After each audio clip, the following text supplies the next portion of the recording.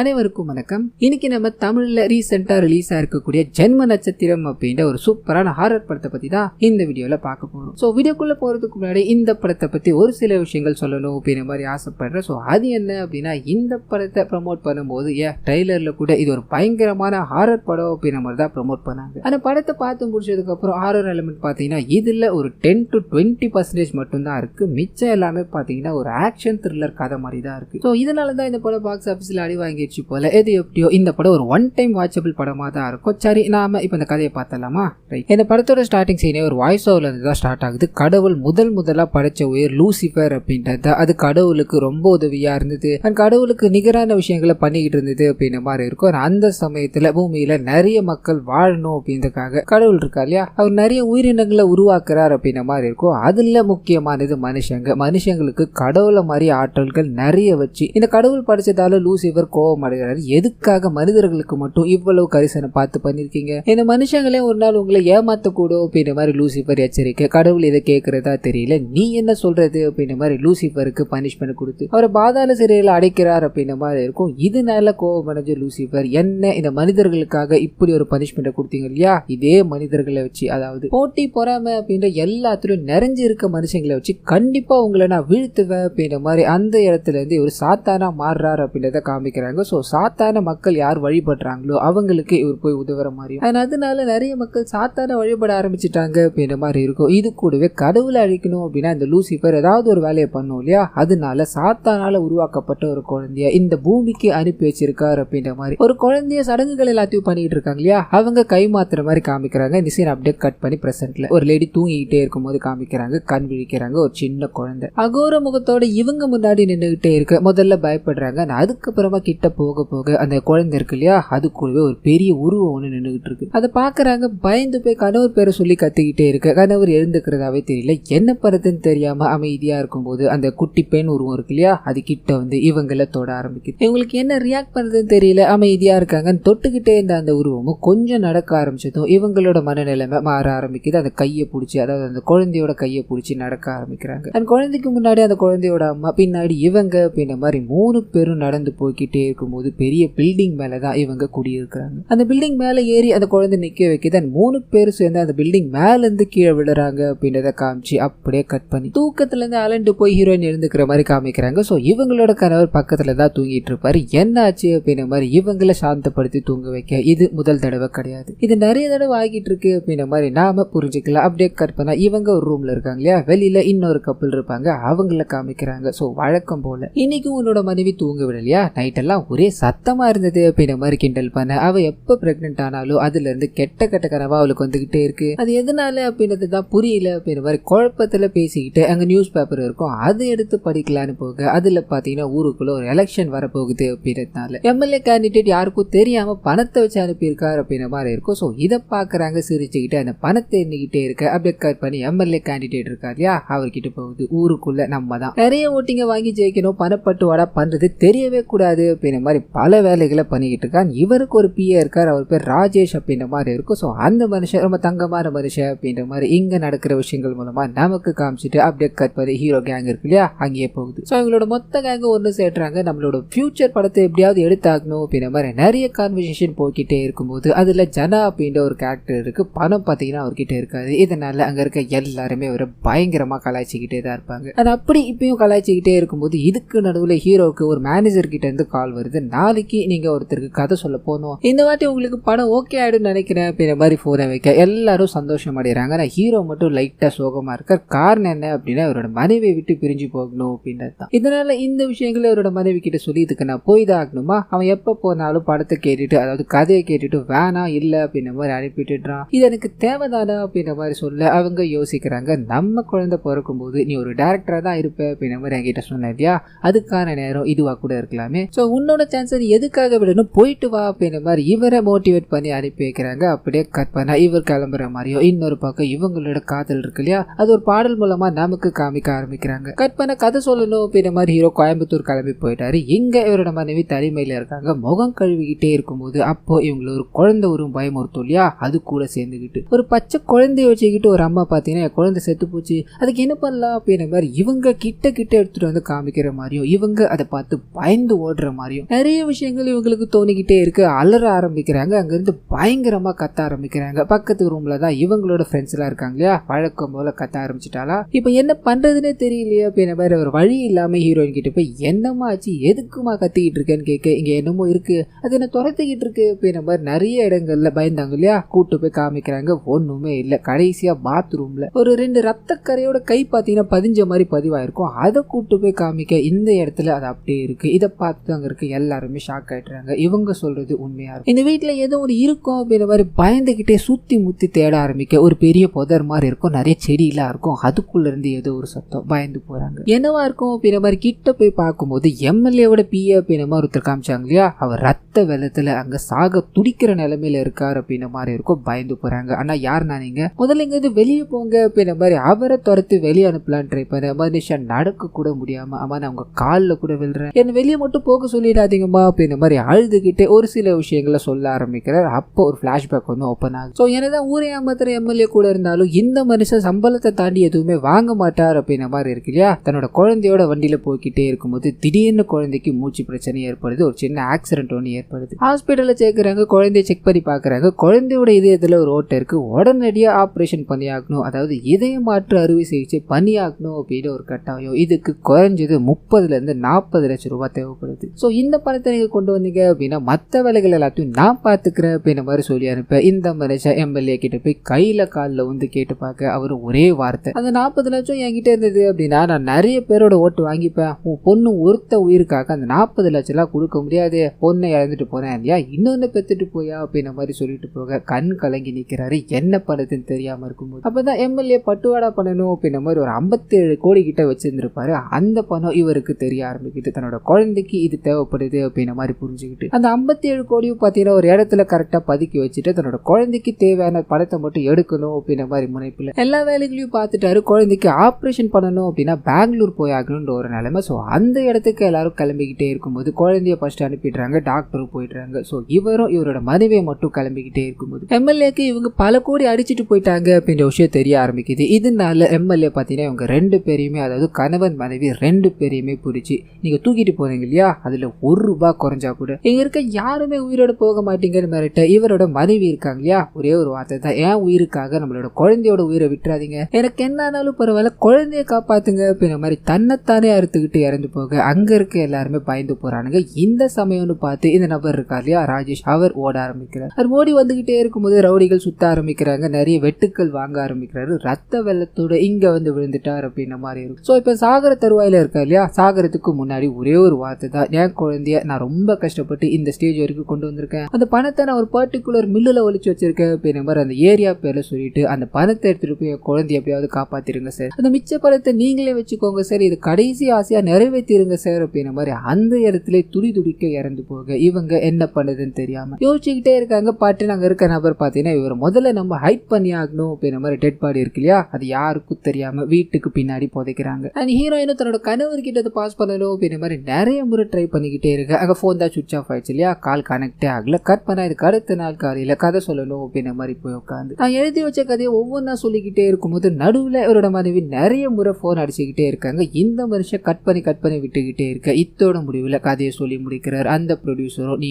சொன்ன பட்ஜெட் பயங்கரமா இருக்கு, ஒரு 1.5 கோடி இருந்தா இந்த படத்தை நாம எடுத்துக்கலாம், என்ன சொல்றியான்னு கேட்க இதுல நம்ம ஹீரோக்கு உடன்பாடு கிடையாது, மினிமம் ஒரு 4 கோடியாச்சும் செலவு பண்ணி ஆகணும், ஏன்னா என்னோட கதைக்கு அது தேவைப்படுது, அப்படி இல்லாத படம் எனக்கு வேணாம் அப்படின்ற மாதிரி உதறி தள்ளிட்டு அங்கிருந்து வந்துகிட்டே இருக்கும்போது இவரோட நண்பர் ஏன்டா அப்படிலாம் பண்ணிக்கிட்டு இருக்க, ஒரு படம் வரதே பெருசா இருக்கு, இது ஏன்டா உதறி தள்ளிக்கிட்டு இருக்கு அப்படின்ற மாதிரி அட்வைஸ் பண்ணிக்கிட்டே இருக்கும்போது மறுபடியும் அவரோட மனைவியோட கால் இவரை பயங்கரமா டிஸ்டர்ப் பண்ண ஆரம்பிக்குது. போனை அட்டென்ட் பண்ணி திட்டிக்கிட்டே இருக்கும்போது அவங்க நேற்று நடந்தது இல்லையா அந்த விஷயங்கள் எல்லாத்தையும் சொல்றாங்க. 57 கோடி கிட்ட இப்போ இவங்களுக்கு தெரிஞ்ச ஒரு இடத்துல இருக்கு அப்படின்றது இவருக்கு தெரிஞ்சிருச்சு. முதல் வேலையா இவர் அவங்கள பார்க்கணும் அப்படின்ற மாதிரி கிளம்புறாரு. இதுக்கு நடுவுல இந்த ஹீரோயின் நிறைய வாட்டி ஹீரோக்கு ட்ரை பண்ணிக்கிட்டே இருந்தாங்க இல்லையா, அப்போ ஒரு கிராஸ் கால் பார்த்தீங்கன்னா கனெக்ட் ஆகிட்டு இருக்கும். இது ஒரு 2 நபர்களுக்கு தெரிஞ்சு போயிடுச்சு. ஸோ அவனுங்களும் பணத்தை ஆசைப்பிடிச்சு பணத்தை வச்சிருக்க அந்த பர்டிகுலர் இடத்துக்கு போக ஆரம்பிச்சுட்டாங்க அப்படின்றத காமிக்கிறாங்க. கட் பண்ண அந்த அரசியல்வாதி கிட்ட போகுது, அவர் பணத்தை தூக்கிட்டு போயிட்டான், இனிமேல் கேஸும் கொடுக்க முடியாது, ஒன்னும் கொடுக்க முடியாது, ஒன்னும் பண்ண முடியலையே அப்படின்ற மாதிரி பொய்யான கேஸை போட்டு ராஜேஷ் அதாவது இறந்து போயிட்டார் இல்லையா, அவர் இறந்து போயிட்டாருன்னு தெரியாம இவங்க தேடிக்கிட்டு இருக்காங்க அப்படின்றத காமிச்சு கட் பண்ணி ஹீரோ கிட்ட போகுது.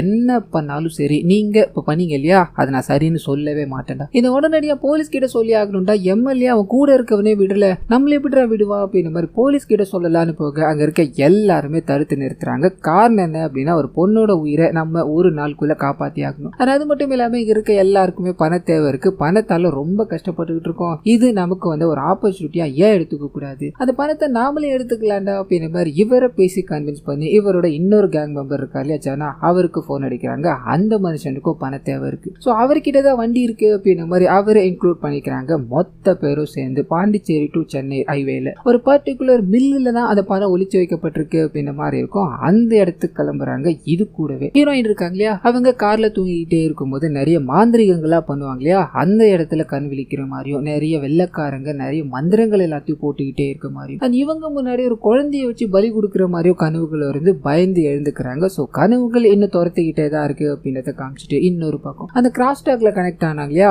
அவங்களும் இவங்களுக்கே தெரியாம அந்த பர்டிகுலர் இடத்துக்கு ஒளிஞ்சிடுறாங்க, கேமராவோட வந்துடுறாங்க. காரணம் என்ன அப்படின்னா இவங்க மொத்தமா போறது ஒரு 6-7 பேர் கிட்ட, 7 பேரை தாண்டி இவங்க 2 பேர் அந்த பணத்தை அடிக்கிறது அப்படின்றது கஷ்டம். இதனால அவங்க பணத்தை எடுக்கும் போது நம்ம வீடியோ எடுத்து பிடிச்சிடலாம், ஷேர் கொடுக்கல அப்படின்னா அந்த வீடியோவை வெளியிட்டுடுவோம் அப்படின்ற மாதிரி மிரட்டலாம்டா.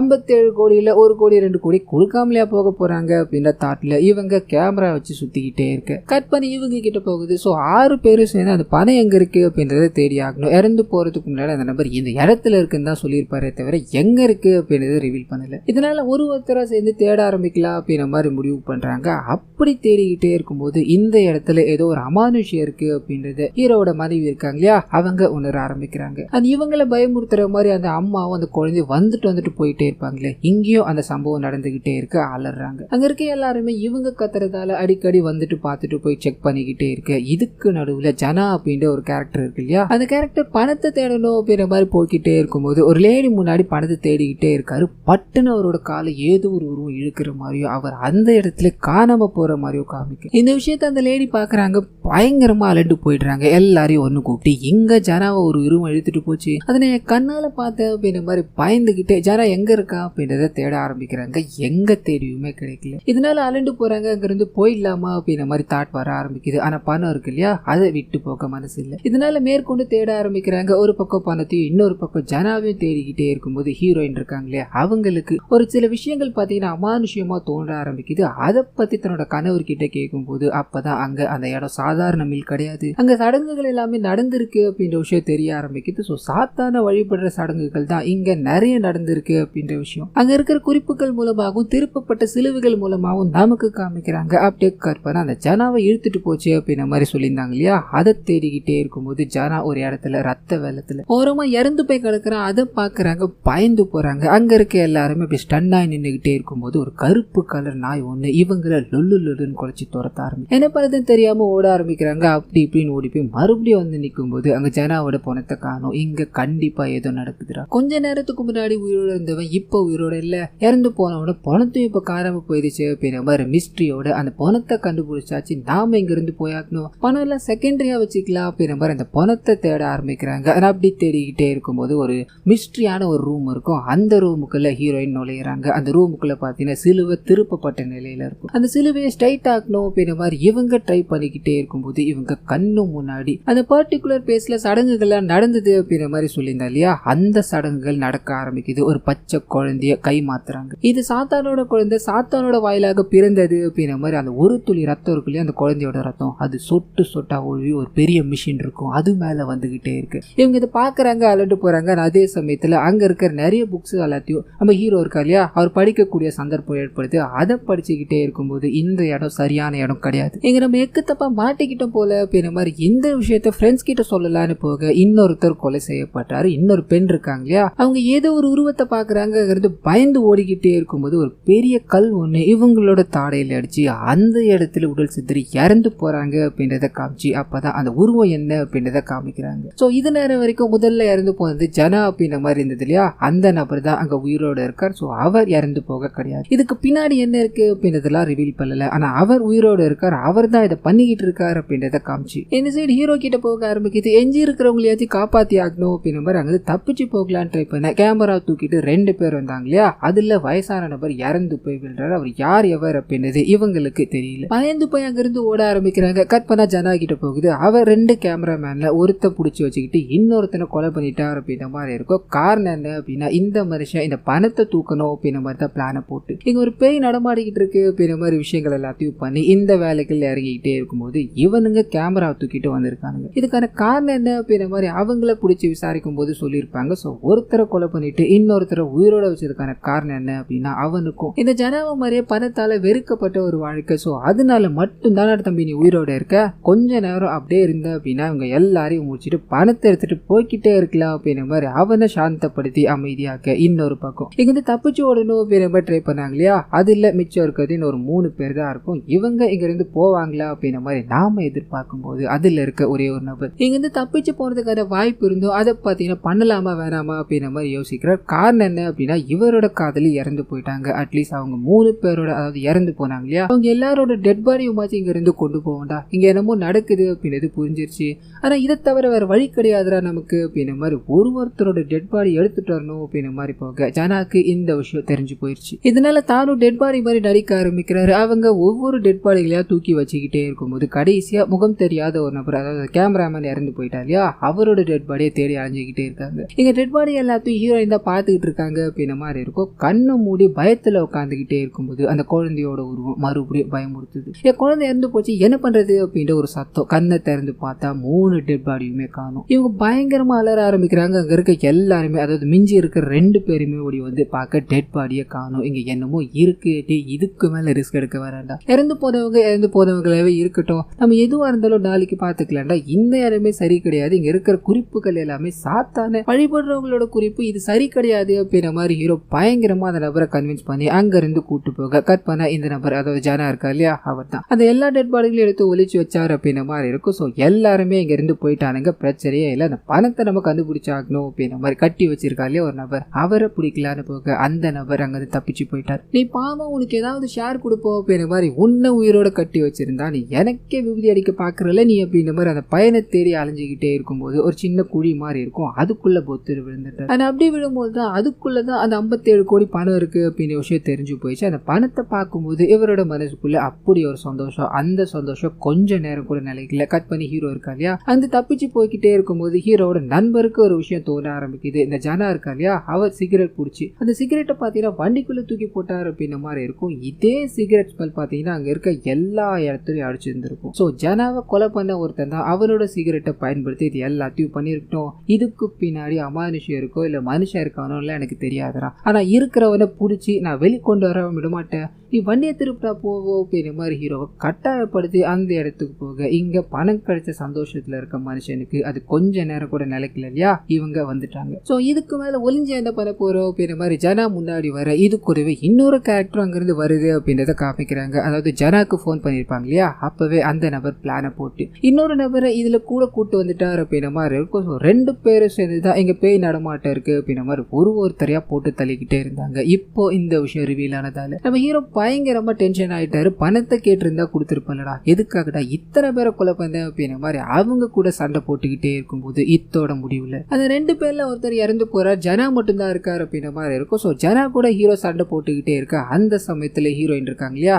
அவங்க நின்றுகிட்டே இருக்காங்க. அந்த குழந்தை உருவம் இருக்கே அகோரமான உருவம், அது இவங்க கிட்ட வருது. இது நேரம் வரைக்கும் அந்த குழந்தையோட உருவத்தை பார்த்து பயந்துகிட்டே இருந்தவங்க குழந்தை ஆபத்து இல்லை அப்படின்றத உணர்ந்து அந்த குழந்தையோட கைகளை பிடிச்சுக்கிட்டே இருக்கும்போது அந்த குழந்தையும் இவங்களோட வயிற்று தொட்டுக்கிட்டே இருக்கு. அப்படியே இவங்களோட குழந்தை கலைஞ்சு போகுது அப்படின்றத காமிக்கிறாங்க. ஸோ வலியால இவங்க துடிச்சு விழுற அந்த சமயத்துல ஹீரோ வேகமா ஓடி வந்து இவங்களை பார்த்துக்கிட்டே இருக்காரு. இன்னொரு பக்கம் அந்த நாய் சுத்திக்கிட்டே இருந்தது இல்லையா, அந்த நாய் வந்து அந்த ஜனாவை கடிச்சு கொதறது அப்படின்றத காமிச்சு இந்த சைடு ஹீரோவை காமிக்கிறாங்க. தன்னோட மனைவிக்கு அபாஷன் ஆயிடுச்சு அப்படின்றத தெரிஞ்சுக்கிட்டு வேகமா ஹாஸ்பிட்டல் கொண்டு போகலாம் ட்ரை பண்ண கடிச்ச அந்த நாய் இருக்கு இல்லையா, இவரை நோக்கி நின்றுகிட்டே இவர் தண்ணியும் கடிக்குமோ அப்படின்ற பயத்துல நின்றுகிட்டே இருக்கும்போது நாய் எதுவுமே பண்ணல. ஒரு கிட்ட வந்து வாலாட்டிட்டு அங்கிருந்து போய்கிட்டே இருக்க ஒன்னும் புரியாம வண்டி எடுத்துக்கிட்டு ஹாஸ்பிட்டல் போறாரு. ஒரு 4 வாரம் கழிச்சு காமிக்கிறாங்க. இந்த இறந்து போன அந்த பிஏ இருக்கா இல்லையா, அவரோட குழந்தைக்கு எல்லாமே முடிஞ்சு போயிருச்சு, எல்லா பிரச்சனையும் இல்லாம இதையும் மாற்றப்பட்டுருச்சு அப்படின்றத காமிக்கிறாங்க. இது கூடவே ஹீரோவோட மனைவி குழந்தை இறந்துட்டாங்க இல்லையா, அந்த துக்கத்தை தாண்டி இவங்களுக்கு புது குழந்தை கிடைச்சிருக்கு அப்படின்னு சந்தோஷத்தோட அந்த குழந்தைய ஏத்துக்கிட்டு அந்த டாக்டர் இருக்கா இல்லையா, இறந்து போறதுக்கு முன்னாடி அவங்களோட அப்பா சொல்லிட்டு போற விஷயங்கள் எல்லாத்தையும் இவங்க கிட்ட சொல்லிட்டு உங்களுக்காக இந்த குழந்தை இருக்கா, இந்த குழந்தைய நீங்க பத்திரமா பாத்துக்கோங்க அப்படின்னு மாதிரி அனுப்பி வைக்க இவங்க கார்ல ஏறி கிளம்ப ஆரம்பிக்கிறாங்க.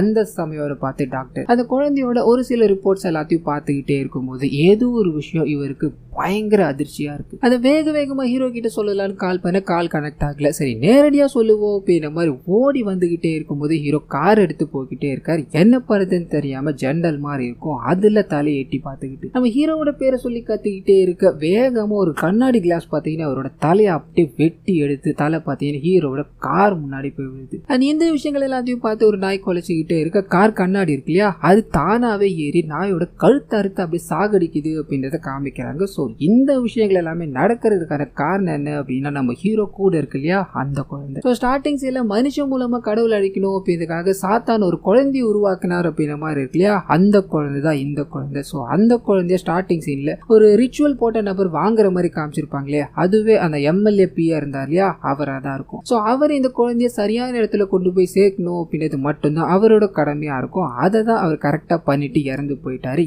இவங்க கிட்ட அந்த குழந்தை வரணும் அப்படின்றது தான் விதி. ஸோ இதனாலதான் இந்த குழந்தையோட அம்மாவும் தனக்கு என்னாலும் பரவாயில்ல இந்த குழந்தைக்கு எதுவும் ஆகக்கூடாது அப்படின்ற மாதிரி தன்னைத்தானே கழுத்து அறுத்துக்கிட்டு இறந்து போயிருப்பாங்க. ஸோ இது எல்லாமே பார்த்தீங்கன்னா கரெக்டாக நடக்க வேண்டிய விஷயங்கள் தான், அது பக்காவா இங்க நடந்துகிட்டு இருக்கு. அதை சாத்தான் பிளான் பண்ண மாதிரியே கடவுளை அழிக்கணும் அப்படின்ற மாதிரி ஒரு சக்தி இங்க பிறந்துருச்சு, அது இங்க வளர்ந்துகிட்டு இருக்கு அப்படின்ற மாதிரி இதோட செகண்ட் பார்ட்டுக்கான லீடை கொடுத்து இந்த படத்தை இதோட முடிக்கிறாங்க. ஸோ கண்டிப்பா இந்த படமே என்னோட வாய்ஸ் வரும் உங்களுக்கு பிடிச்சிருக்கோ அப்படின்ற மாதிரி நம்புறேன். இந்த வீடியோவில் ஏதாவது நிறைக்குறிகள் இருந்தது அப்படின்னா அதை மறந்துடாம கமெண்ட்ஸ்ல பதிவிடுங்க.